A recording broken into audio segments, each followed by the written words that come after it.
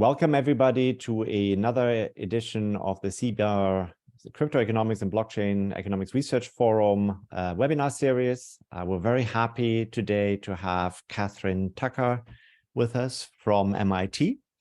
I'm just going to give a brief introduction to Catherine before I offer her the floor. So Catherine is the Sloan Distinguished Professor of Management and a Professor of Marketing at MIT. She's also the faculty director of the Executive MBA program, and she's been a chair of the MIT Sloan PhD program. Her research interests lie in how technology allows firms to use digital data and machine learning to improve performance and challenges that poses for regulation. She's received numerous awards, including the NSF Career Award for her work on digital privacy, the Aaron Anderson Award for an emerging female marketing scholar, and the Informed Society for Marketing Long-Term Science Research Impact for her work in marketing. There are more awards, which I recommend you look at on her website. She's also the co-founder of the MIT Crypto Economics Lab, which studies the applications of blockchain technology. It's obviously highly relevant for our webinar series, and she's visited All Souls College in Oxford in the past. Now she's further the senior editor of Marketing Science, and we are very happy to have her here to talk about her work on scaling smart contracts via layer 2 technologies. So the way we're going to run this webinar is you are free to put questions in the Q&A. I will monitor the Q&A and either interrupt Catherine if there's need for clarification. If not, we're going to have two breaks, one after the introduction and another after the results. And then we have an open discussion towards the end of this webinar series, which is scheduled to continue to conclude by 12:15 Eastern Standard Time. Now the chat function is disabled, but I hope they can use the Q&A to ask for anything that you'd like to have clarified. All right, with that, I would like to invite Catherine to the floor, and I'm going to give it to you, and very happy to have you here. Thank you for supporting our webinar series, and the floor is yours. Thank you. Well, what an utterly lovely introduction. And I will greet everyone on this webinar, which is always a slightly disorientating experience because you can't see everyone out there, from the San Francisco Western Airport Hotel. So any breaks in the internet, we're definitely going to be blaming on the Western. But the good news is that I have my wonderful co-author, Jiang, here, who is going to be both answering, as one always says, the difficult questions, but very much here to help support you through this. And that allows me to actually introduce the rest of our co-authorship team on the paper I am going to be presenting.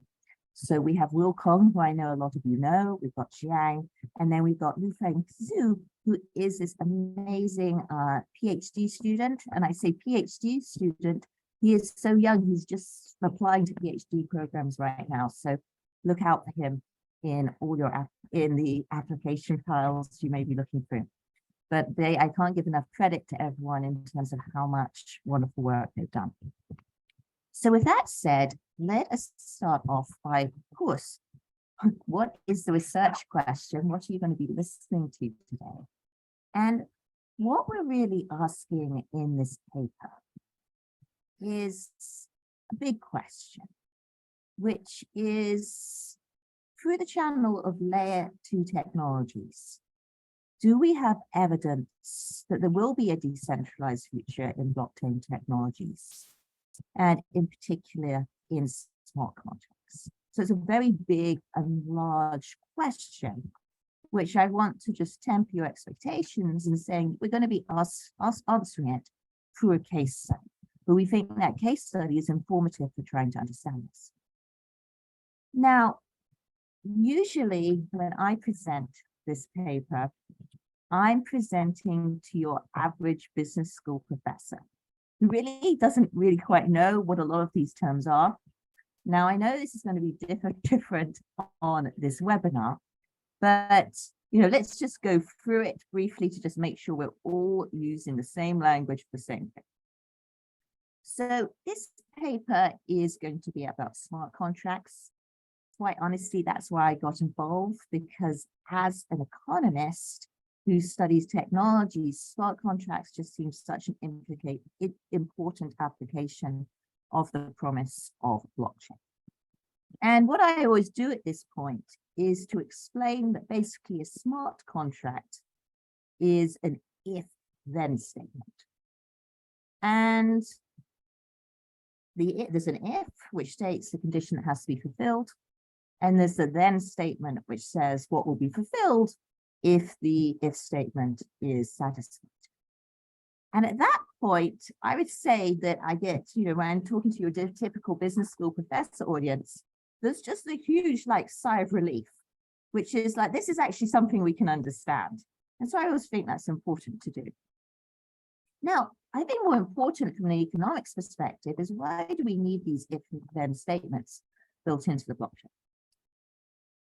And there's a really huge set of economic principles that go underneath this, which I think it's easy to bypass because we tend to get so excited about the technology in the crypto economic space.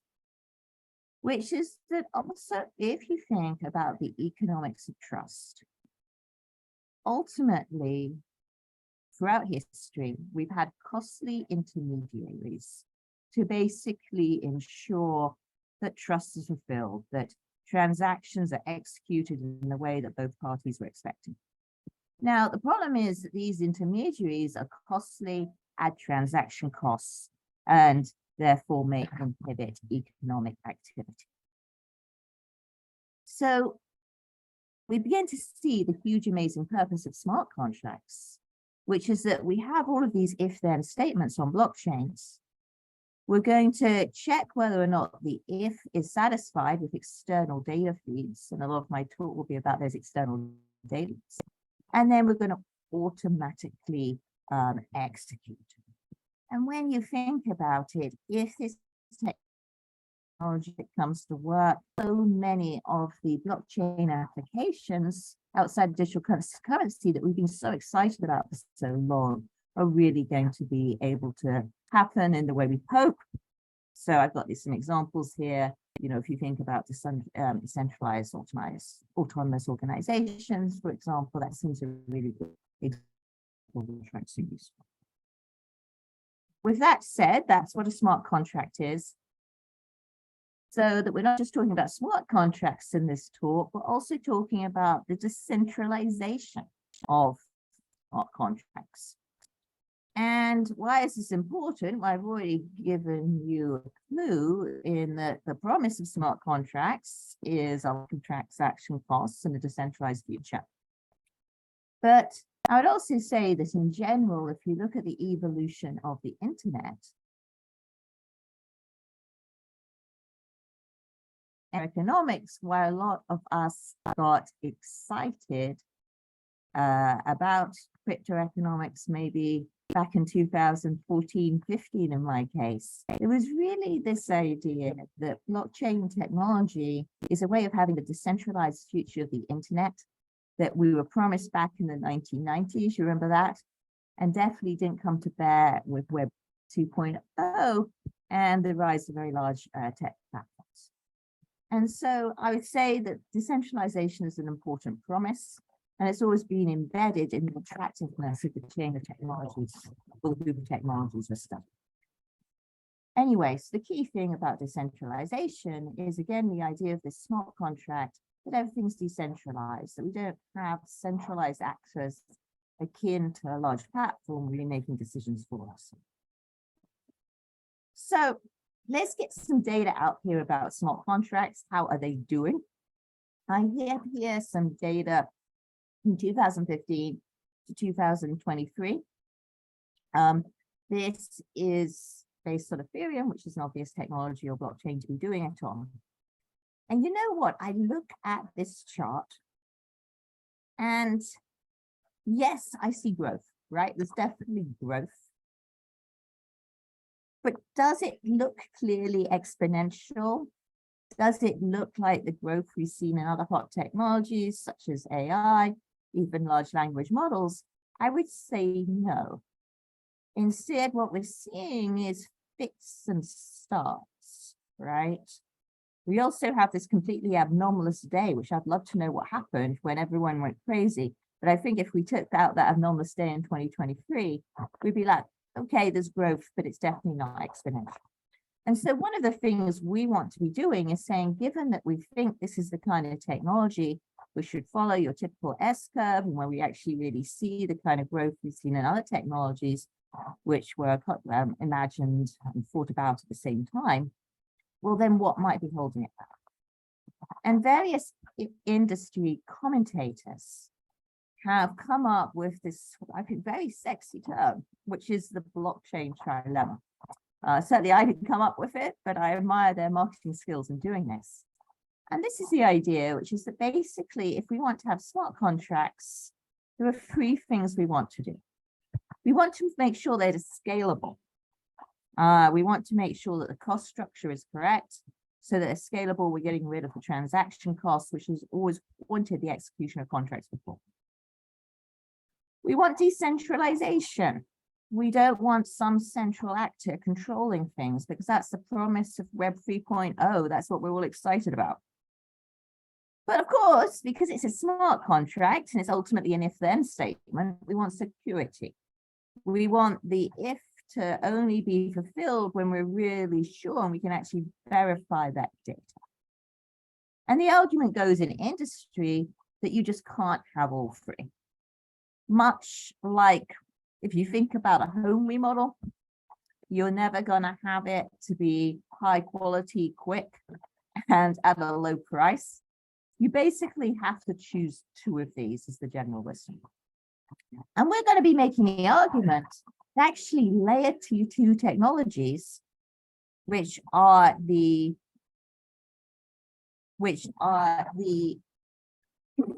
very much the focus of the talk today, are actually going to help us solve this trilemma. Now, let's talk about what we're studying, because I've given you that big general introduction, and you're probably all like, yes, we know this, but tell us what you're actually going to do today. And the answer is that we are going to be looking at an attempt at scaling smart contracts using a layer 2 technology. And I think I previewed this, but I want your expectation to be that this is very much a case study. And we're looking at a particular application of this by Chainlink. I'm going to make some arguments later on in the talk that Chainlink is a big company. It's a pioneer in this field. It's worth studying and all of those things. But I do want to acknowledge straight off that we're looking at one firm and one solution. And the reason I was attracted to this project is that in some sense, we're going to have a perfect identification for answering our question, which is whether or not you can use layer 2 technologies to, in some sense, resolve this blockchain trilemma. And we're going to be looking at policy change they had in March 2021, when they switched from doing things on the blockchain to off the blockchain. Now, the results we have are that ultimately the stuff, what we study, is going to, there's no murder mystery, I'm an economist, so I want to give you the results straight on. The results are already good news. Now, of course, a lot of this talk is going to be, I think, many of you saying, oh yes, good news, but, and that's going to be fair. But let me give you the good news first, so you can think about the buts. The first thing is, in terms of accuracy, which is one proxy measure of security, well, the good news is that wasn't really effective. Anything, it slightly got better.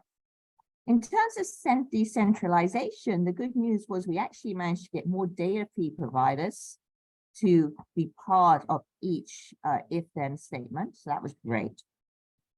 And importantly, from a cost perspective, and we all know that costs ultimately shape most technologies, we actually managed to reduce costs by 76%. So those are going to be the highlight results. Now, what I think I'm going to do with Andreas is let me just talk about the implications, because I think what I'm going to do is I'm going to tell you a little bit more about the setting, and then we'll break for questions, because I imagine all your questions will probably be about the setting. And so I've got some material on that, but get ready for your questions. Anyway, the reason we think all our results are important is because ultimately this is early evidence, but we think important evidence that having off-chain scaling solutions can actually reduce costs, decentralize, not harm data integrity in a way which maybe allows us to have that future blockchain that we always hope. And this is our optimistic message, which is as these kind of technologies evolve, as we get better at applying them, we really think that original promise of blockchain of decentralized scalable trust can be achieved. So that's all the good news and the heartwarming results. But what I want to do is to give you some more details about exactly the setting we're studying. And then we're going to have pause for questions, because I think unlike most business school audience I talk to, this audience is going to be super excited by the technical details. So what is it we're studying? Well, if you think about what a layer 2 technology is at the highest level, it's basically a technology which takes interactions away from the blockchain to save money. Now, why would we ever do this? Well, basically inherent in any blockchain technology, we've got a scaling problem, right? I have here the example of Ethereum. Some sort of thoughtful, some ways of thinking about it, which is that ultimately each block size is fixed. And Ethereum's targeting a 15 seconds block discovery time. You can sort of see there, they're pretty much hitting it most of the time. But let's imagine we want to scale. We want to make things bigger, faster, all of these good things. Well, how could we achieve that in this setting? Well, there's a few things you could do if you're using this layer 1, if you're actually trying to do scaling on the Ethereum blockchain. The first thing you could do is you could increase your block size, but we don't like that because that just seems like a recipe for centralization.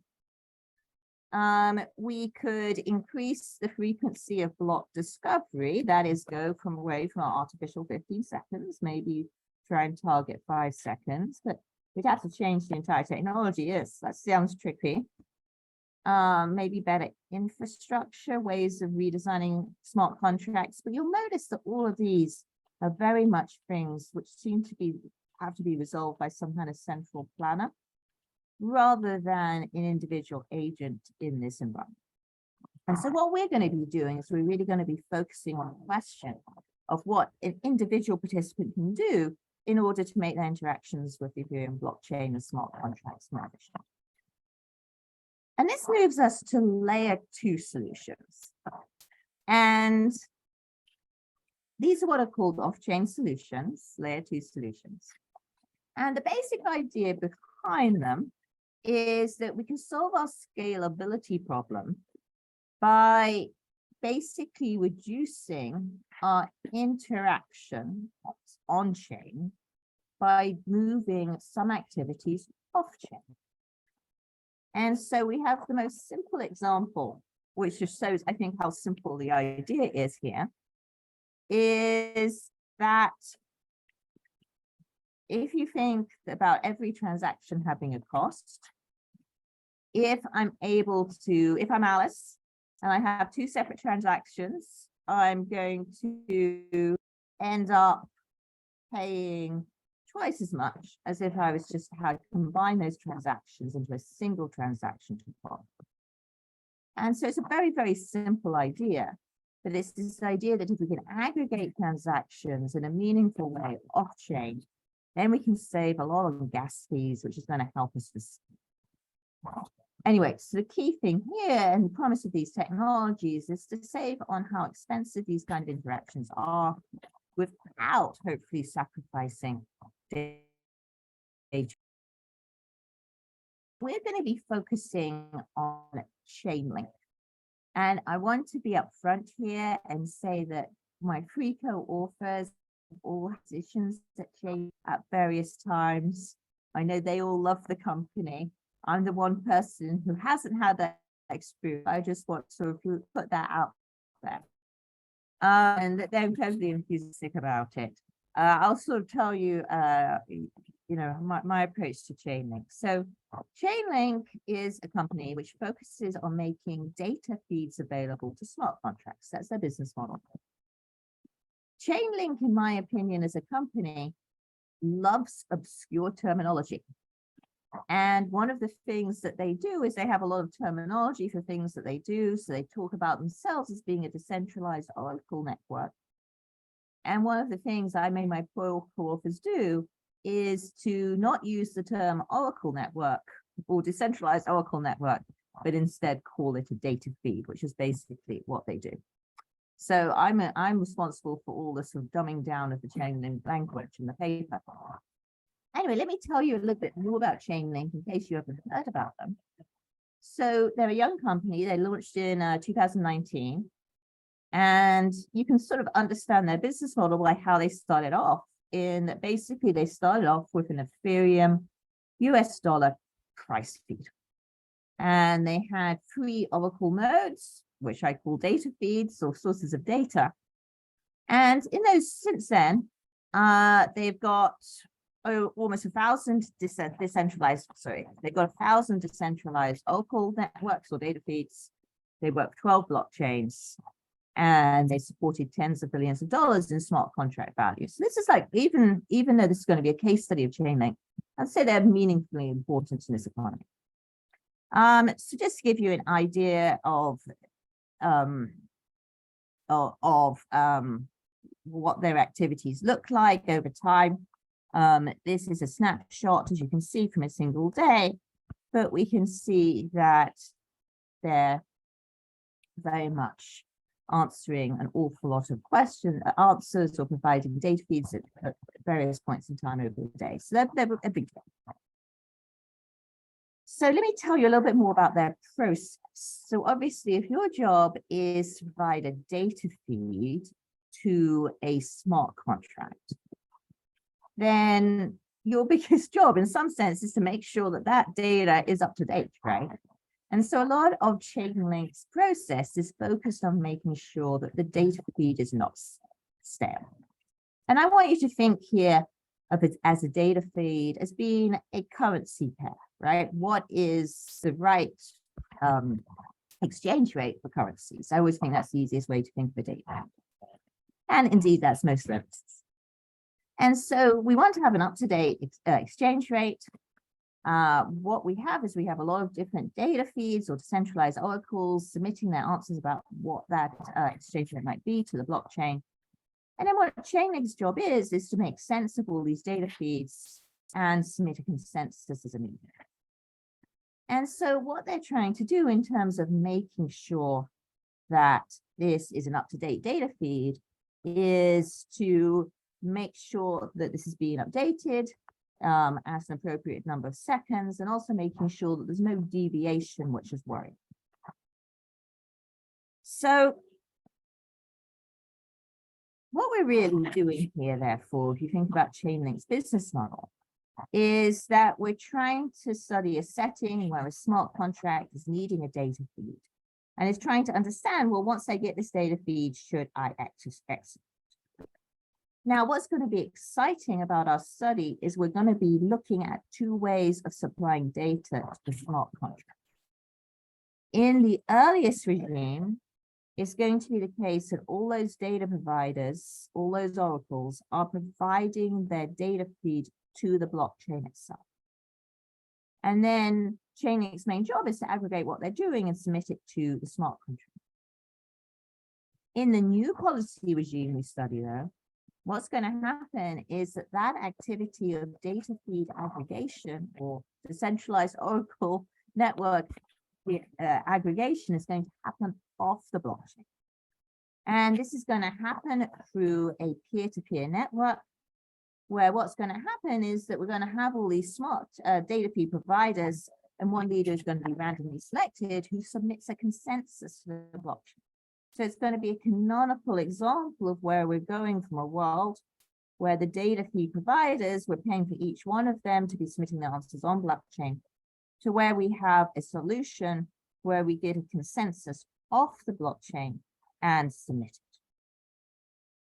Now, I find it really helpful. Can I just, before you continue, sorry to interrupt you, Catherine, but so if I could just interrupt you and bring two questions up. So one is from David in the Q&A, and I think this is a good time to maybe just stop you for that, because I think it feeds in here. So the first question that he asks is, he's asking about the economic argument in favor of decentralization, because I mean, decentralization is expensive, right? In some form. So what is it that we actually gain from this? I mean, you have touched upon this briefly, but maybe you could just, elaborate slightly. So, David, I think that's such a good question, because in some sense, it's such a central thrust. If you think about the Web 3.0 movement, it's often not questioned. Now, why is it that I think that we see this movement in Web 3.0? I think it's because of the shift from what the internet was promised in 1990s to a world where so many of our interactions online are controlled by large tech platforms. Now, as economists, how do we feel about this argument, which is rather more emotional, I'd say, than grounded in economics, right? And I would argue that as economists, especially, if you've got a background in IO and market structure, there are many reasons to be worried about large tech platforms or one centralized actor being able to control all interactions. Now, that's not a very clear articulation of the worry, and I want to reflect on the fact that it is indeed, I think more of a movement than something which you would be able to justify with every economic model. But I think if you think about all the tech policy right now, which is focused on large tech platforms, the concerns that happen when a large tech platform is seen to control interactions, and the feeling that we need to regulate it, we can understand why it is, even from an economics point of view, that decentralization is thought of as so attractive.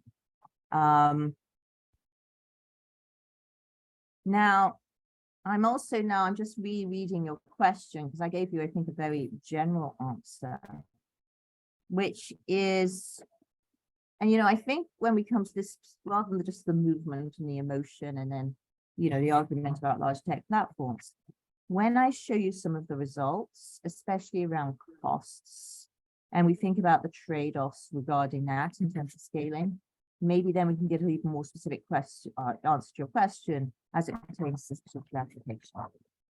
Andreas, are there any other questions before I show my pretty pictures? So I have a lot of questions, but I think given how your talk went so far, some of the questions as you have actually already answered as we moved along. So I'm just going to let you continue. Okay, that's brilliant. But I would say thank you, David. I love questions. Otherwise, I just feel like you never know if you're making sense at all. So anyway, so let me show you my favorite pictures at this point. And I've got to give all credit to Lu Feng, who found this way, I think, of representing what really Chainlink is in a way which I think makes it easier to understand. And we can see here with on-chain aggregation, we might have here, you can see we've got 21 different potential data feeds. They're all updating on the Ethereum, USD, actual exchange rate. And we're putting all of that data onto the blockchain. And let's imagine, right, that's some gas fees, that's going to be expensive. Now, when we move to off-chain aggregation, what's going to happen is rather than all of those oracles or data feeds submitting to the blockchain, instead what we're going to have is we're going to have a peer-to-peer protocol where one of these data feeds is going to be selected. They're going to take the median consensus of the other data feeds, and they're going to submit it to the blockchain. And so you can already imagine, right, the huge drop in costs that this is going to involve. And I'm going to show you that, and it's going to be immense.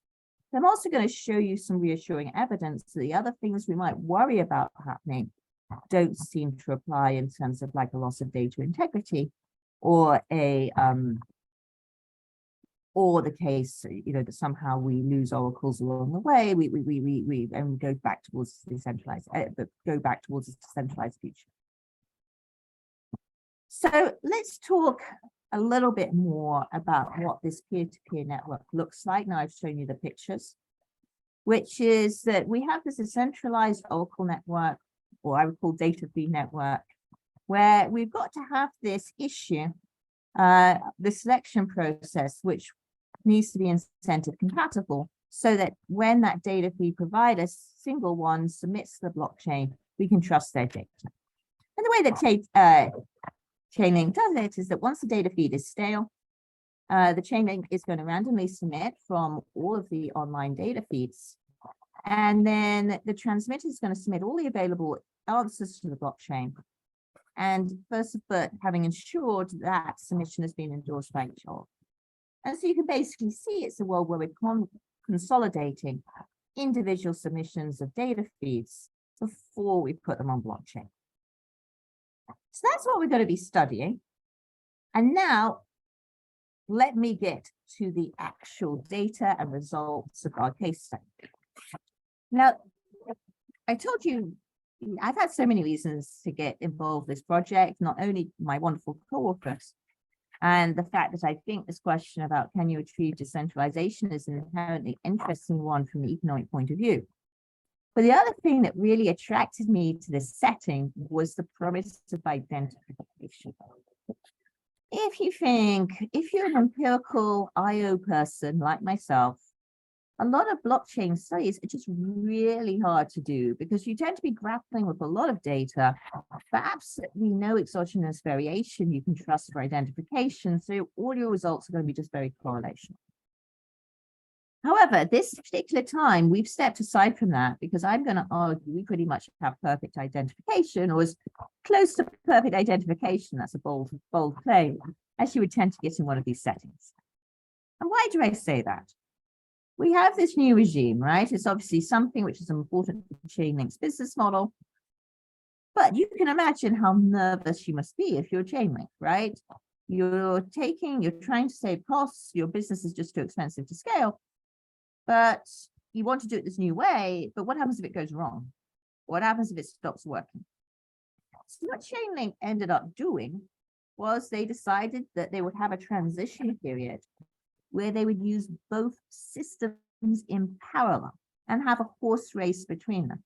So they would have an off-chain solution running at the same time as an on-chain solution for the same smart contract data feed. So if you think back to your microeconomics and you think back to what we learned about treatment effects and observed outcomes from someone like Dr. Budin, basically the key point of identification is that you never get to observe both a treated and untreated outcome for the same unit of observation. But you know what? We do.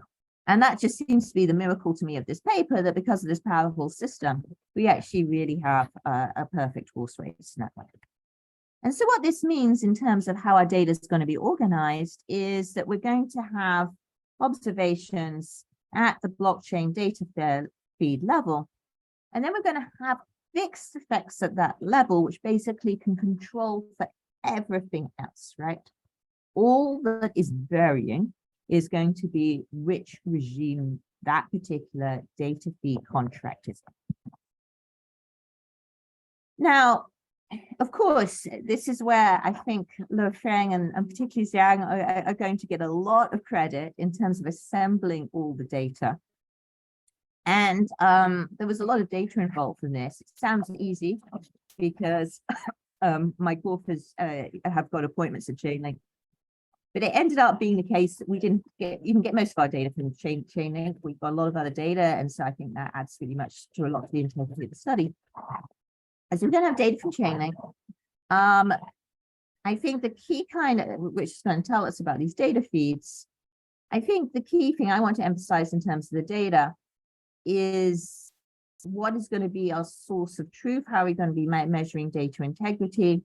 We're actually going to be using Binance data, Now, when I mention that, and I'm in a room of people who don't know much about blockchain, the moment I say Binance, everyone starts sniggering because they've sort of heard about it in the context of FTX, and that's sort of their knowledge of it. However, we would argue that actually it's a reasonably good ground source of truth here, given its size, given the fact that we want to identify a currency. So it's going to be our source of truth for data integrity. And all of this data is going to be at the level of this blockchain data feed, the date, and then also, of course, the policy regime, whether you're off-chain or on-chain in that particular. And so what we're going to have, and these are going to be basically our dependent variables, is we're going to know how much it costs. We're going to know, and that's going to be per round. That's per instance of providing this data feed. We're going to have data accuracy, which, as I foreshadowed, we're going to be using to back Binance data standard there. And then we're also going to know, well, how many of these data feed providers actually participate. And what we're going to be looking at is going to be looking at the snapshot of months from May to September, which was actually when we have this real transition period and this horse race going on. Now, I think I can I interrupt you for 1 second? So I actually, I'm not sure, maybe you actually will be explaining this in more detail, but can you just give us a sense? So as I understand it, so you have, let's say, you have a data feed which is done by the decentralized oracle, and then you have a data feed which feeds directly on chain into the smart contract. So just to understand this properly, if there is the on-chain one, there is, let's say, 30 different entities that submit their data.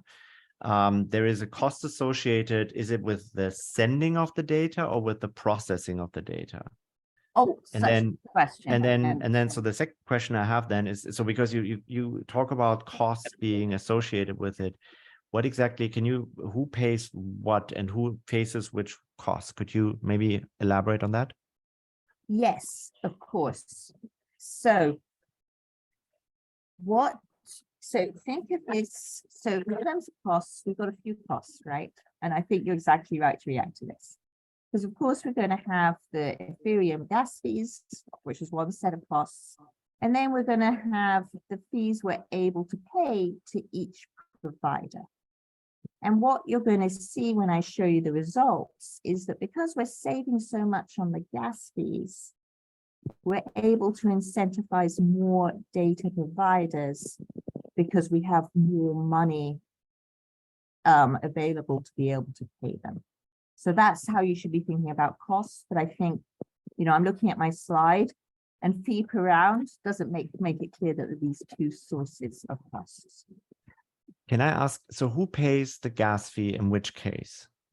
So I want to call a smart contract, let's say, I want to use it, and I need a price feed as a user to go in there.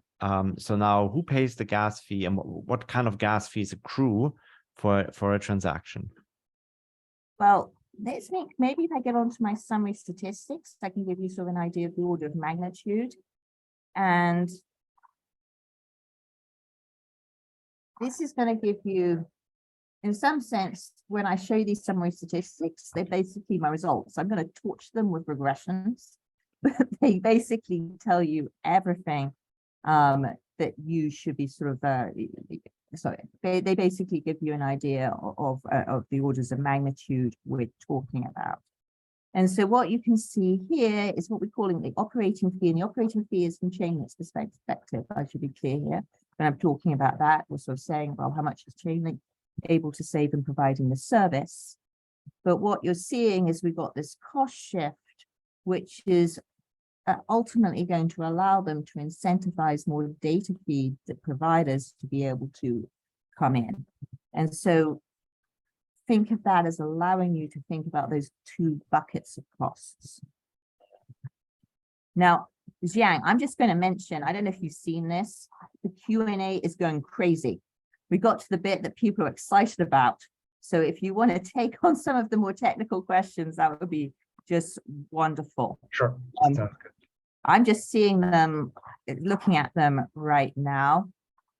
And I'm going to answer them, then Jiang will give better answers perhaps too. which is, let's start off with Zavia and saying, so let me just explain Zavia, because I think that's important to get to before I show you the results. What do we mean by data integrity? So remember, every single one of these data feed providers is going to be giving us, for example, the Ethereum to USD price as up to date as possible, right? That's the hope for a smart contract data feed. Now, of course, I think if you look carefully at those figures I showed you, just because of latency and other reasons, right? Often these feeds might be off. We also might be worried that these have also incentives to report for each of these data feed providers. And so it's not the case they're going to be providing exactly the same data feed. And this aggregation process is to try and get as close as possible to the truth. And then we're going to say, well, we actually observe somewhat the truth on Binance in terms of that we saw trades actually executing at a price at that time. And so when we're measuring data integrity, we're going to be comparing what our data feed providers consensus is looking like relative to what actually happened on Binance. And so that's how we're thinking about ground truth. So I hope that's useful for you. I'm now looking at Thomas's question.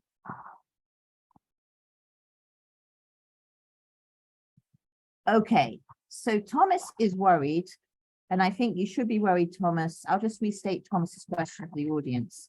Thomas's question for the audience, which parallels Andreas's very good question, is just to think, well, you tell me you've got perfect identification. You tell me you've got these outcomes where we've got treated and untreated, being treated, you know, for the perfect comparison. But isn't that just all going to fall down if they interact in some way, right? Meaning that we can no longer really think of it as a true treatment effect, but instead some form of interaction between the two.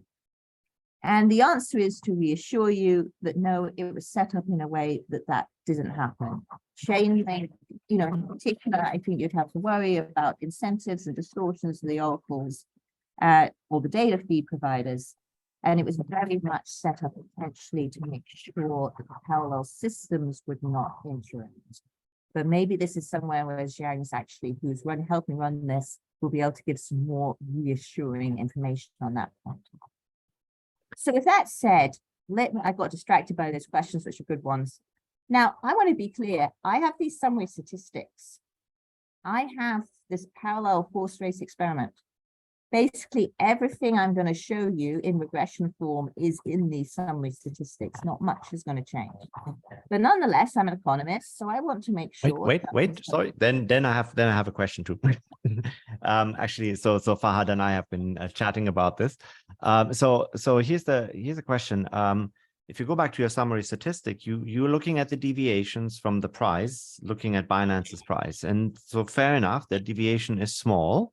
But I mean, you know, ultimately we're asking questions about risk and about security, right? And it's always difficult to determine whether or not there's a risk without the risk transpiring, right? So you don't know how dangerous it is to run across the street until you get hit, right? so to speak. So is there a way can you say something about the different levels of security in off-chain versus on-chain and the incentives that are provided in each of these instances for people to be truthful? Okay. Or rather to be, I think live, I think is the more important thing for an oracle than just truthfulness, right? Right. Okay. So let's talk about this. So first of all, I think this is exactly the right reaction. And you notice that even though I started off with security, I've moved to using the term data integrity. And the reason I've done that is purposeful. Ultimately, nothing we're going to do here is about black swan events, about really systematic risk, right? We don't have anything in our experiment which is going to allow us to assess that. And if you think about sort of old-fashioned economics of data security, we're mainly focused on that idea of incentivized external threat who will do everything they can to overcome our security measures. Now, we don't have that in our data. We've got 5 months. We don't have any of those external existential threats, which we can evaluate. And so that's why it is that I'm trying to be careful and talk just about data integrity. And the way I think about it is that Chainlink has, with this mechanism where they choose at random data feed provided, they take the mean and they get the consensus. It's all incentive compatible if you think about it. But on the other, and it's incentive compatible, especially in this kind of context, most of the smart contracts being executed, they're not high stakes, so we say, executions most of the time. So I think it's all compatible in the world we're looking at. But I would encourage you, when you look at that word data integrity, we're really the security threats, I would say. Instead, what we're saying is, does this work as well for the kind of interactions we're seeing being executed in smart contracts right now? I find it, at least we can say that in the 5 months we studied, we didn't have any of those black swan events happen. We didn't see anyone trying to distort away from the mechanism. It was highly publicized. It seems like a reasonable test. But have we got something in that data which would allow me to better answer your question there? So I think that's such an important question. Let's go through the results. And the good news is, with the results, as I say, they're going to be exactly what you think they were from the summary statistics. So the first thing we're going to measure is measure this reduction in cost. And you're going to see immediately there's a reduction in cost. Why? Well, we've gone from a situation where we're paying gas fees, but let's remind ourselves, 9 data providers, to a world where we were using gas fees for 1 data provider. So that's not surprising. We have a large reduction in costs. I'm going to show you regressions, just in case you look at the regressions and you go, what's the difference between the 2 columns? It's just how we cluster the standard errors. But it's sizable. And indeed, when you think about Chainlink's business model, it's a $260 million annual reduction in fees. This is a huge, huge deal for the company, and it's a huge, huge deal for this world of thinking about how to properly execute on smart contracts and provide data on them. So I would say this is just a first order exciting result. The next thing is about data integrity. And again, respecting Andreas's question. And I also have to actually mention, Andreas, that even before I presented the paper, I think Andrew Winston sent me an email asking me a version of this question, which is this data integrity or security? And I want you to just think about this as data integrity in terms of the, rather than a measure of threats from external threats. What we see in terms of data integrity is if anything gets a marginally significant improvement. And in the paper, we torture our marginally significant improvement to try and explain it. And it really comes from the fact we have more data providers, which makes sense, right? You'd expect if you get more data providers, you probably do a better job. As I say, it's a small estimate. It's fears are being marginally significant depending on how you cluster. But still, that's pretty exciting, at least saying in the environment we are studying, which we talked about the caveats with, it really did seem to, we still got exactly what we were hoping for from these fees. Now, the other thing which excited us is the fact we got more data providers entering. And why have we got more of them entering? Well, because they can share more of the rewards, right? Chainlink can now actually allocate more money towards being able to pay them. So that's not a surprising mechanism, but we do find it exciting that we can go from a world where we had only so many data providers to then having 7 more, basically almost doubling it in each round. And again, this seems to feel that it's getting more towards something which looks less centralized. And I imagine David will get very excited at that point on the Q&A and say, is this really what we mean by centralization versus not? Maybe not, but for me, it's exciting to at least reduce concentration in terms of data feed providers, if you think about some of the concerns we have in terms of market structure. All right, so those are the results. And you'll understand now why I spent a long time setting it up. The results really are that simple due to the beauty of the identification. What I'm going to do now is give you the punchline, and then let's open it up to general Q&A to actually discuss all the things that this means, whether it's important, what the drawbacks are, and so on. So what we do in this paper, just to remind you, is we're studying a move away from the blockchain towards the peer-to-peer platform. Identification is honestly, I've never had identification like this in my career before without running a field experiment, but we have both treatment and control. What we see is that the accuracy of the data feeds seem to actually increase, if anything. We have some evidence towards less concentration in data feed providers. That seems great. And then importantly, we have a really large cost reduction. So we're able to achieve all of this, the data integrity being fine, having more service providers, and reducing costs a lot for doing smart contracts, all of which seems like good news. Now, let's talk a little bit about implications. And this is where I want to be clear. I deviate a little bit from my co-authors in terms of our viewpoints of what this means.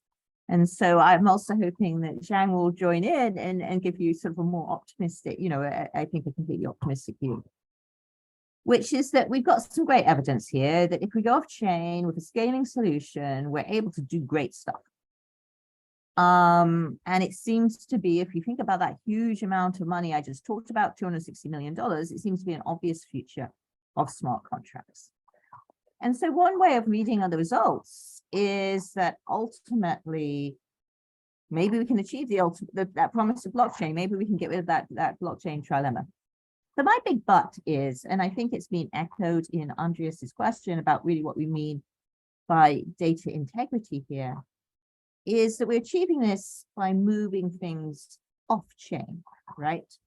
And we're using traditional incentive compatible mechanisms that try and make sure that data integrity rests, but we are taking things off chain to be able to do this.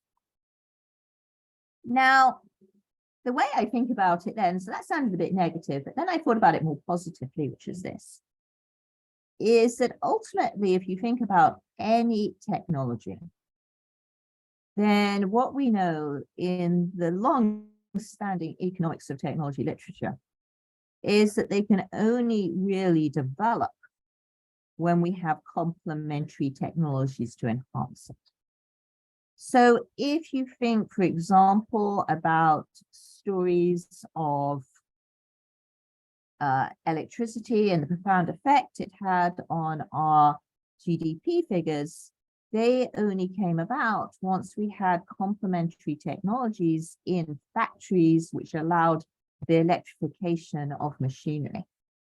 And I would say that we're seeing the same pattern here. Ultimately, if we believe that blockchain is a general purpose technology, which I think most of us do on this call, perhaps what we're seeing with our study is that we need to evolve and recognize the need for complementary technologies. I feel the layer 2 solution that we are talking about is an ideal example of a layer 2 technology where, an ideal example of a complementary technology, which is allowing the promise of blockchain to really shine through. So with that said, that's my big thoughts. I'm going to pause now, stop sharing my screen, and see what questions we have. All right. Just very briefly, so David asked another question, which I have an opinion on too, but maybe you should answer it instead of me. So he asked essentially, is that one way to exploit oracles is with flash loans? And he wonders if there's any increased activity of flash loans that you see at the time. Now, there's a question, of course, of the origin of the data, which I think comes from centralized exchanges. So I'm not sure flash loans apply there, but I'll let you answer. So that's your question. You know, all I can say is we've looked for stuff like this from what we have in our data, and you know, we just don't see it. I don't want to overstate that result given the data we have at hand. And if you had any, you know, if you have any good ideas about how we might identify such activity, that would be wonderful. But at the moment, you can actually type the answer to your own question there. But what I can say is echoing, I think, what Olga's question is there, which is, you know, what do we think about data security? What do we think about the data integrity outcome? You know, is it really measuring what we think it's measuring? I think more evidence we can get around things such as flash loans, which you're mentioning, David, would be brilliant. So the next question comes from Olga, and it's actually something that I'm wondering about in some sense too. And so she asks, isn't security compromised by moving away from the blockchain? So again, we have scalability and decentralization, but at the expense of lower security. And so if I may elaborate on that question slightly. So, I mean, obviously, if you think of a centralized exchange, that is also an off-chain activity, which we know is not particularly secure. And if you, on the other hand, look at roll-up security or roll-up systems such as the YDX, which are, you know, basically do where everything that happens on that venue on that system is provable and just rolled up as activities at intervals on the blockchain. So maybe you could, you know, elaborate a little bit of where Chainlink's technology fits in here. Is it genuinely actually something that we should think of off-chain, or is it more of a there's an operational component which is off-chain, but it is entirely provable and non-manipulable if you want. So okay, so Jiang, do you mind if I ask you to answer this question? Because it sounds like a question that I want to get precisely right. Given, and I know you've worked at Chainlink, so I just like, if you don't mind just taking us on about how Chainlink themselves thinks about the provability of their peer-to-peer. Yeah, like I guess there are a couple of things I want to say. First, I agree that there's sort of a degree of decentralization, right? Every system, like none of them is like fully decentralized or fully centralized. So yeah, it's definitely a continuum of scalability. So the second thing is that which is answers, I think, Andrea's earlier question, which is what mechanism is there in this off-chain aggregation that sort of prevents these oracles to just say random stuff. And there are a few mechanisms there that guardrails this. The first thing is that when the randomly selected node or service provider uploads the off-chain results on-chain, he or she actually uploads the entire answer, like all of the answers that everybody gave. So in that sense, all of these individual nodes, they have some reputation concerns because whatever they say in the past are going to be permanently on-chain. So that's sort of one guardrail for them. And the second one is about staking, in the sense that, you know, all of these Oracle nodes, when they sort of, or the service providers, when they submit their answer, they also sort of stake some of their money there. So if Chainlink checks that, you know, the answer is actually way off from the truth, then their staking might be their staked amount might be slashed, right? So there are all these components in these off-chain peer-to-peer aggregation that sort of prevents or reduces their incentive of lying. Yeah, but would you think it's fair, Jiang, and this is just my viewpoint, that this is very much an example of a completely off-chain protocol where data integrity is really achieved through being thoughtful about incentives, rather than, I think, Andreas's world, which was more where you had another blockchain of your own, which you're then linking to the centralized blockchain. Yep. Yeah. Okay. So I hope that answers your question, Andreas. But the way I think about it is, you can see there's a lot of the typical sort of reputation, consent, incentive compatible guardrails, as Jiang describes, to make sure that this works. But it's not the case that it's a sort of down chain solution or something like that. So, Jiang, just to follow up on your explanation, just briefly, is it possible, generally speaking, for the leader to omit some of the data, or is that automatically fed into the blockchain? So you basically, what you do is provable whether or not you cheated. So in the sense of, is there an independent data supply and you basically just get to verify, or is it that you actually also get to pick the data that you report and that is then put on chain? So theoretically, it's not possible because actually everybody in this peer-to-peer network has to agree on the final aggregation. So the randomly selected person doesn't really have much power there because he needs to get all the signatures. Okay. Oh yeah. So this is because they're signed. Okay. So the signatures are really the key part about this. Okay. Exactly. So now next thing, there's a question by Javi. Okay, I'm not going to try to pronounce your last name. So he's asked, if I understand correctly, here only the feed selection is off chain. What is your view of moving part of the rest of the contract execution also into layer 2? So that's actually a valid question. So again, so it's an idea of, could you run the whole thing in a roll up and then you basically take all of this in one go and have that maybe only the cryptographic proof of the execution put on the blockchain as such? Maybe a little too much. So I must have, my initial reaction was exactly yours, Andreas, which is that whoa, that seems to be that we're getting rid of the sort of entire point of smart contracts the moment we move that all off chain.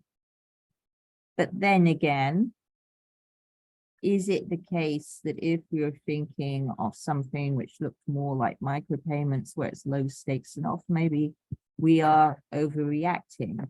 And again, one of the sort of general messages I want to get across from this study is that perhaps we started off in our world with thinking that everything had to be on blockchain. That was just the way we thought about it initially. And maybe our study says, no, you don't. And though I think that Savio, both Andreas and I were going like, whoa, to your question, I think it's a really good open question, right? Just to think about, given we need to kickstart this technology, what maybe a big way of thinking about our question is, what else could be moved off chain in these execution of these contracts? So I like that. That's a big question. Yeah, I mean, there's lots of questions. I mean, I'm going to ask you at the very end a question, which is an open-ended question, of where you see this whole thing going. But let's postpone that and listen to some more of the other questions here. So Chuck Fang has a more clarification question, and he wants to know if you can elaborate a little more again on the operating costs exactly. So the different components, and in particular, because you mentioned that your costs are from Chainlink's perspective, how is it that they change? How is it that they save?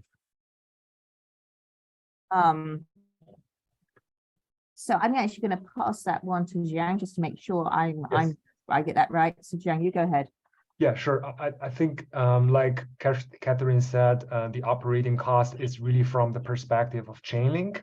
So in particular, at this early stage of their business, they are like essentially subsidizing the service providers for posting these answers, right? So, you know, a large part, or actually most of the operating cost is about paying Oracle nodes or service providers to do the on-chain submissions. Right. So, I mean, as Jiang, I'm not too far away when I say that we should think of this as being primarily about gas fees, right? Exactly. Yeah. It's really like a cost plus thing. They pay for some gas fees and Chainlink give them some top up. Yeah. You're exactly right. So the next question that I have here is, it goes in the same direction of what I wanted to ask you. And so Kishore Vasan asks, apart from the data feed involving payments, in what other context do you think layer 2 scaling is possible and useful?